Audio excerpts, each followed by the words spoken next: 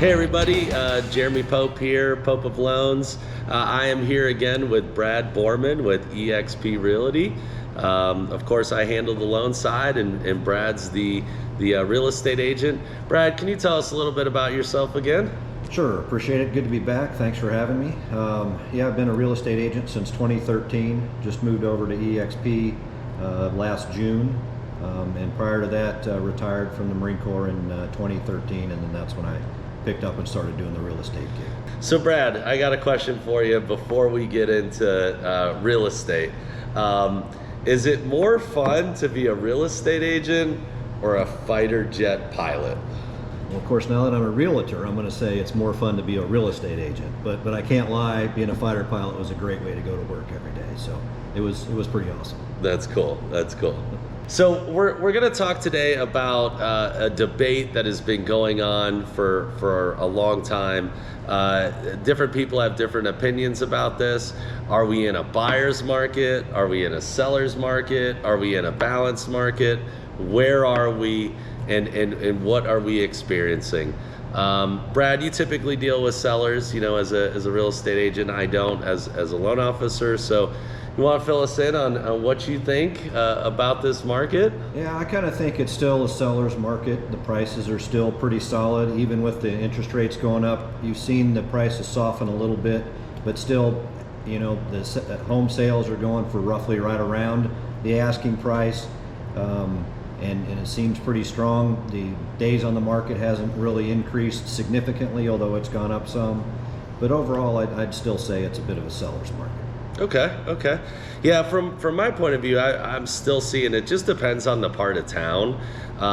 You know, you'll hear people say, well, you know, you should be able to get the house for under asking price, maybe get some seller credits. I think it just depends on where it is. Some of those really hot spots of town are still going into multiples. They're still going over asking, and it's still hard for a buyer to secure that contract. What do you think? No, I think that's pretty true. And again, like you said, definitely different spots in town are kind of almost, they're like their own little microcosm of a market. Sure. But yeah, I think overall, I would say, you know, there are definitely some things where buyers are getting some concessions and some things that maybe they didn't get 2 years ago. But again, prices, supply is still pretty low. And the overall market, I think, is still pretty strong and leaning a little seller, maybe. Good. Okay. Now, we were talking a little bit earlier about some different stats that you had seen in regards to the seller market. You want to share some of those? Yeah. One thing that we looked at and talked about was the graph that showed where back prior to the pandemic, 2017 to 2019, there were right around about 1 million homes on the market across the country. And even though this year in 2023 it's up significantly from the last 2 years, it's still only at about 650,000 houses that are on the market. So you can see that's about 40% lower than what it was. Wow. pre-pandemic. Gotcha. Okay.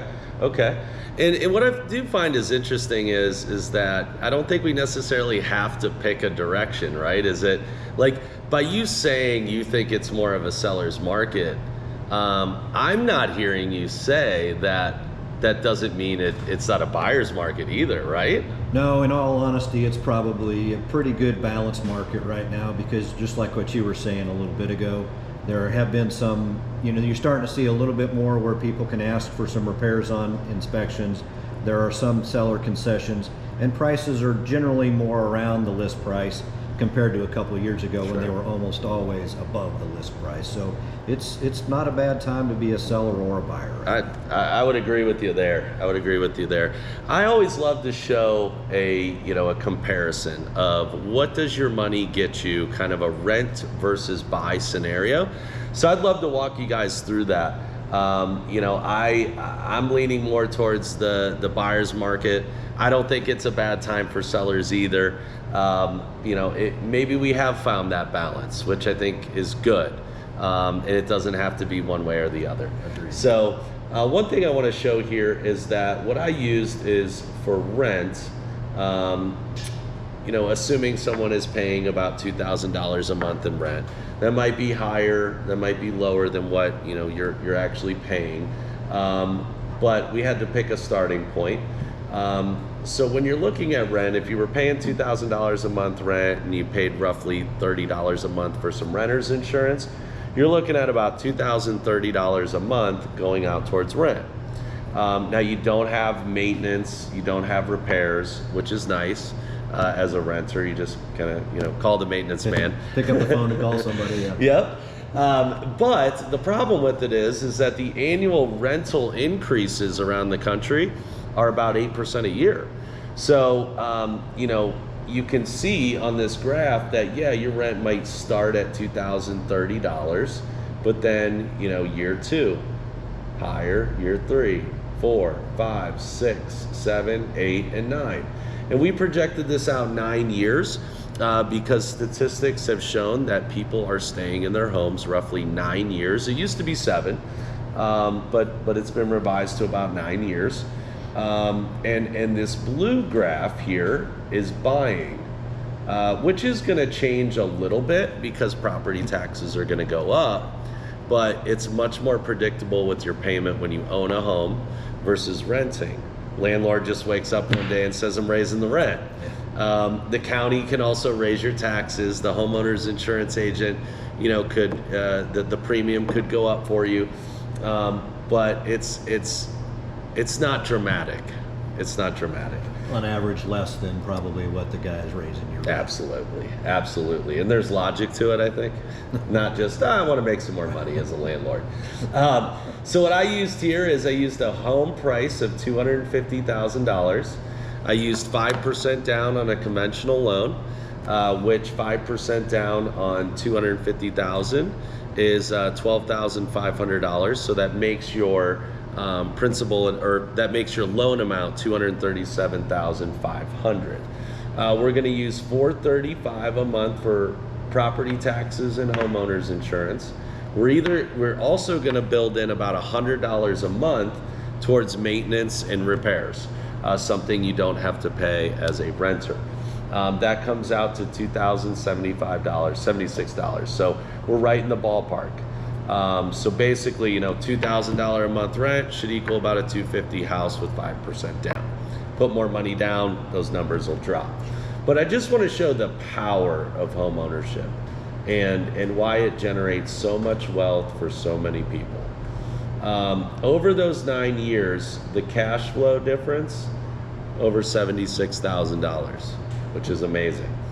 And then also, you have the home price typically going up, right? So the home value is starting in this scenario at $250,000, and home prices in Hamilton County are projected to go up 3.62%. That's like an average. So that's a strong number. That makes sense. So in 9 years, it's suggested that this house will be worth about $344,000. That's another $94,000 in home price appreciation. That's powerful. Which you clearly aren't getting when you rent. No, you're definitely not. And then the amortization gain, and all that means, it's a fancy word for, how much lower did your loan balance go, right? So if you started at that $237,500 number, the original loan amount right here, if you just made regular payments, if you paid extra, it would change, but regular payments, about $207,000. So there's another $30,000. We've even factored in the cost to sell, at this higher price in 9 years, right here. And then, so the total of all of this is almost $170,000. That's pretty powerful stuff. That's definitely an impressive number for sure. Right. I mean, over the course of 9 years, could you imagine being able to, let's say you're a renter, you're working, maybe you're married, how hard would it be to save $170,000 in 9 years? You'd have to be pretty financially tight to be able to make that happen. I would think so. And that's while your rent's going up. So it's going to get harder and harder as that rent keeps going up. It almost feels like a losing battle. What this will show is the difference between the buy versus rent over the 9 years. So as you can see, if your plan as a homeowner, typically, these numbers almost hold true every single time. If your plan was to buy a house and hold it for 2 years, that's probably not the best plan. You're probably not going to come out ahead. You'll probably break even. You might make a little bit of money, but it's where that year 3 starts, is where you really start to see that growth. Yep. And why it's going to do that is, we're going to build in that you need $4,000 of closing costs at closing. Now, we can try to get the seller to pay for it, but let's assume the worst, right? But yeah, the cost to sell, the cash flow difference, and as you see, it's a loss, a smaller loss, and then just starts growing, and they even do show 10-year. If you did stay instead of 9 years, you stayed 10, it's an even bigger number by a lot. So this is something that I think a lot of renters need to see to understand the power of real estate. Yeah, and I think it's a trade-off, because a lot of times I think renters are maybe nervous, not so much scared, but nervous about taking that big step, because there's a little bit more cash outlaid up front when you're buying a house, and sometimes that's hard for them to do, which is where they can hopefully come to you early on, talk to you about, hey, what do I need to do to get myself ready to buy a house, so that when they take that step, they're in a better position to Yeah, make it. absolutely. We can put people on a savings plan, and then there's also programs that don't require down payments. There's down payment assistance programs. I read something the other day that, and this surprised me. It wasn't, so the number one reason people can't buy a home, I thought it would be credit score. But I was wrong. It wasn't credit score. It wasn't debt to income ratios. It was down payment. And I just don't think there's enough people out there that know that they don't have to have $50,000 in the bank to buy a house. The old saying of you got to put 20% down or you shouldn't buy, those days are over. Yeah. There's 0 down, there's 3%, 5%, 3.5%. I mean, 20%, it's all over the place. So everybody is in a different situation, and be happy to look into that. Yeah. Well, and I think that's one thing that's important with that, is making sure that they understand what they can afford, so they don't get themselves in a bad spot, what the market's like, and so putting all that together to make a good decision on whether or not to buy the house. Absolutely. So after all this discussion and your awesome discussion of the buyer versus rent conundrum, it looks like overall I'd say it's not a bad time to be in real estate, whether you're a buyer or a seller. It's just a pretty good market right now. Yeah, I would agree. Seems to be balanced, which is all what we all want. And what I want to remind everybody is that it is free to talk to Brad and I about your situation, about your scenario, about your options. We're here to help, and contact us. Be happy to talk to you, and we'll see you next time. All right, have a good one.